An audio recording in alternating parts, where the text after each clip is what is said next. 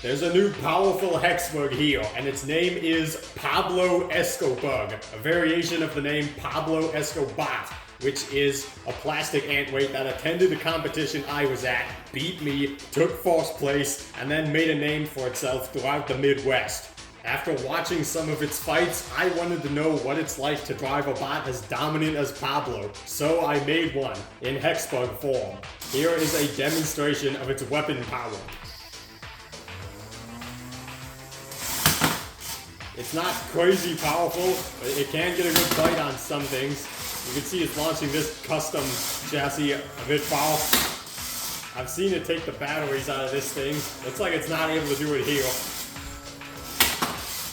One of the main weaknesses with this bot, however, is that it takes pretty long to spin up. It takes like a full 2 seconds to go from stopped to spinning at full speed. So, the weapon may be pretty powerful, but it takes a while to reach that speed. So it'll be interesting to see how this bot does in its test fights. There will be 5 test fights for this bot, featuring some of the most powerful bots from the Explosive Robotics channel. But before I show you those, here's some more information about how I made this bot. This bot was made from a hexbug bite force by grinding off the front part of the bot and mounting the drum in there. The drive motors have also been moved. They're actually right here and here. They still control the gears in the same place, but the drive motors themselves are back here. And because of this, there's no room for a third battery, so this bot only uses 2 batteries. One of which is one of those blue batteries. This one, the 3.7 volt one, that monstrosity uses. I did not come up with this design by myself. I was told how to make it by a YouTuber called Oatmeal Robotics. This bot is very similar to his bot Phantom, and I would not have been able to make it without his help. So if you enjoyed this video, you should also subscribe to Oatmeal Robotics. The lineup for Pablo Escobot in this video is going to be kind of copying the lineup of Pablo Escobot in BetSpot September 2024. Since their first opponent was a lifter, the hexbug Pablo's first opponent is going to be a lifter in Whiplash. Let the hot battle begin. Alright, Pablo's spinning up.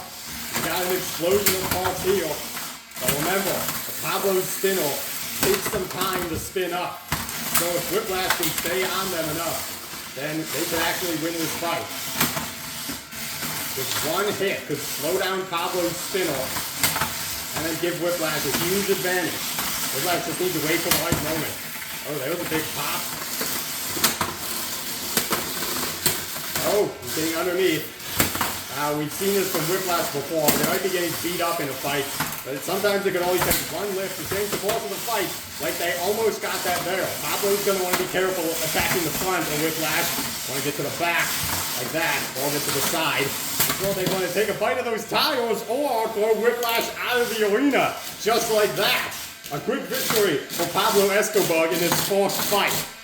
Pablo's second opponent at that event was Total Chaos. So for the second fight, we're going to have it fight the hexbug Total Chaos. Although it's not a horizontal spinner, I really couldn't think of a better opponent than the hexbug version of Total Chaos to use for Pablo's second fight.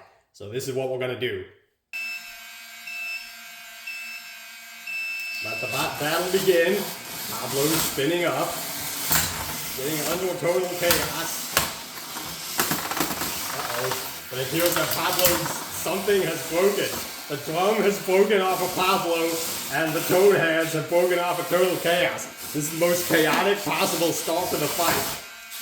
But it looks like he's still trying to pin here. Both bots have taken severe damage. Pablo's trying to get around to the side. Oh, he's got a pin on Total Chaos.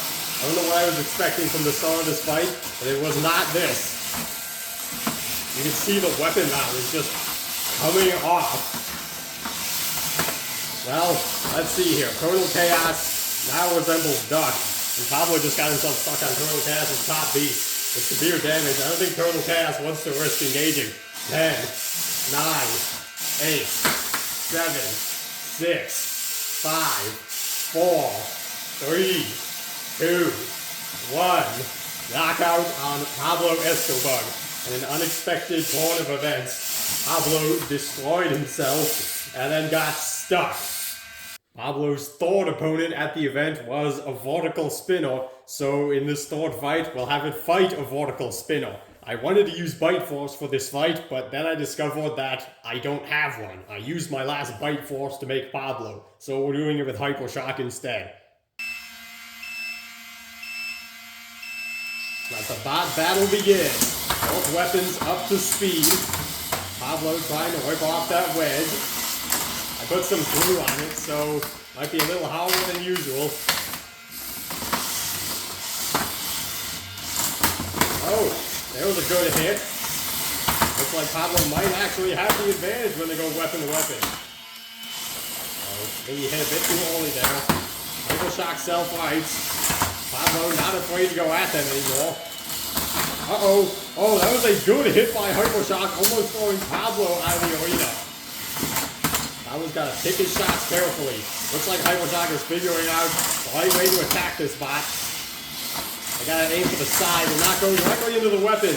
Oh, this is good. This could be a nice back and forth fight. We got the Perennial Explosive Hits champion versus the rookie bot, Pablo Escobot. Can we get another big hit here? Hyper Shock getting to that side. Uh-oh, I think they'll remote. Had a bit of a problem there.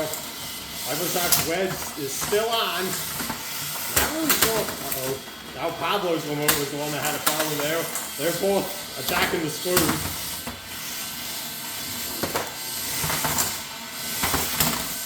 Pablo underneath again. And this could be a good pin if Pablo wants to pick up some control points. Either one has done a ton of damage. The problem with fighting Hyper Shock is that even if Pablo does flip them over, Hyper Shock can just self-fight easily. Uh-oh. Pablo is trying to get Hyper Shock in the screws with a minute 15 left. And we're not able to do it. Uh-oh. Now Hyper Shock is underneath, not really able to push Pablo. You see Pablo, okay, now they got a nice pin there. They can hold that till 55. Meanwhile, Pablo is defenseless. So Hyper Shock can't really reach them with their weapon either. That should give Pablo the confidence they need to go weapon to weapon. Pablo trying to switch things up. Let's see if we can get another big hit with that drum spinner. There was some in the beginning. Now it looks like they're struggling a bit more. They gotta get the perfect angle. It looks like Hyper Shock is becoming better at avoiding it the more time goes on.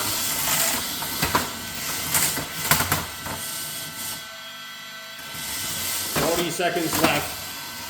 As time ticks down, Pablo loses hope that they will be able to flip Hyper Shock over. Here comes the drum firing up. Hyper Shock rips off one of those front wedgelets. I wonder if that'll actually make things better. Is Pablo's drum spinning slowly? Maybe the belt slipped off the motor. That's possible. I can't really see from this angle, but it's definitely a lot slower now. We're gonna have to inspect that. The winner of that fight by a split decision was Pablo. Also, I don't know why their weapon was spinning slowly at the end, because, well, I thought the pulley came off of the motor, but apparently it didn't, because when I looked at it after the fight, it spun perfectly fine. Maybe the motor just got too hot and slowed down. Anyway, we'll just have to hope the issue doesn't come back during their next fight.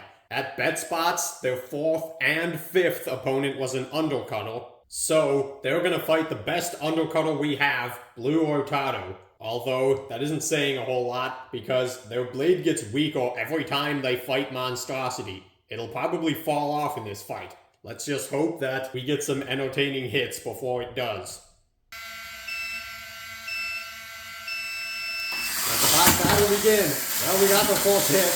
Both weapons firing up. Blue Rotado's already upside down and missing a lot of pieces. Oh no, he's stuck on his top piece. Now there goes the spinner. We got a lot of parts missing. Blue Rotado cannot get a great signal from its remote when it's upside down. If Pablo wants this fight to continue, he's going to have to flip him over. He's got to charge up ahead and rush at him. There we go. We're back in business. 30 seconds into the fight, Blue Rotado has lost everything.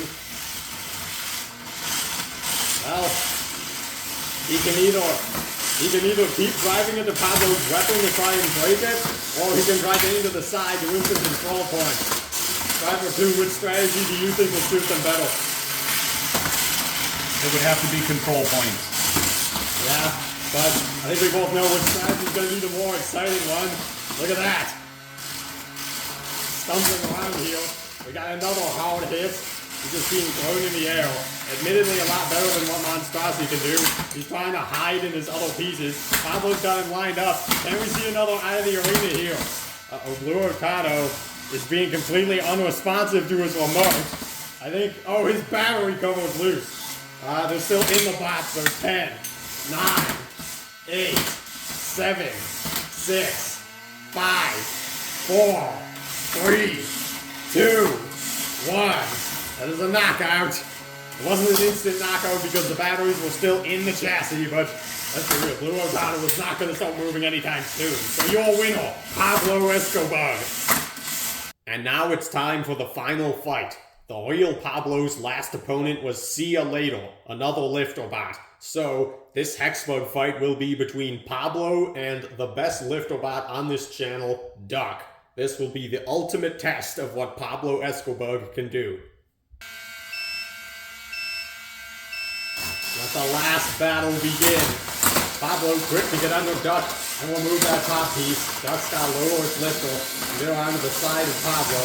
Pablo probably not going to make that easy. What happened there? Pablo lifts Duck around. Pablo's all over them. The Duck's getting to the back. Oh, is this going to be a hit?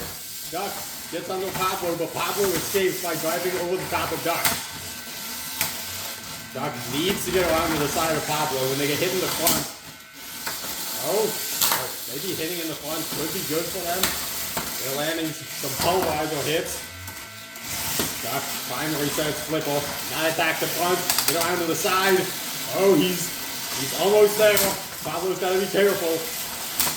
Oh, another hit. Uh-oh. Oh no, don't tell me he broke the important part of the lifter. Oh, he did.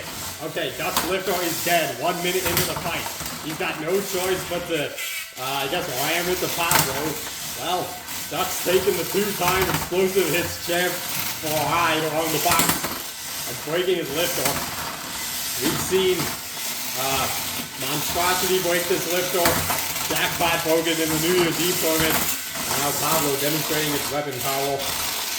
Is Pablo's drum spinning slowly? Or am I imagining it? Duck still trying to get it to the side. I think it is. Yeah, you can definitely see Pablo's drum spinning a lot slower now. So Pablo's gonna have to play the control game, I guess. They can't rely on their weapon. Against a Duck with a drive problem, it's probably gonna be pretty easy. Here even when they get some speed going, it doesn't hit very hard. They do get Duck in the screws though. Duck gets out. It's very hard to knock out this bot. There's some more hits, but they aren't really doing anything. I think Pablo needs to stop trying to spin up its weapon and just start hitting Duck if they want to win this fight. Of course, Duck isn't able to do much of anything else, except get stuck in the screws. Maybe that lifting arm can get in the mix. They're trying to do something with it. They're climbing on top of Pablo. That's definitely catching the attention of the judges. Probably not in the way Duck wants, though. Pablo doing a great job sending Duck to all the different screws of the box. Duck is trying to do anything he can to escape. Is the drum of Pablo back?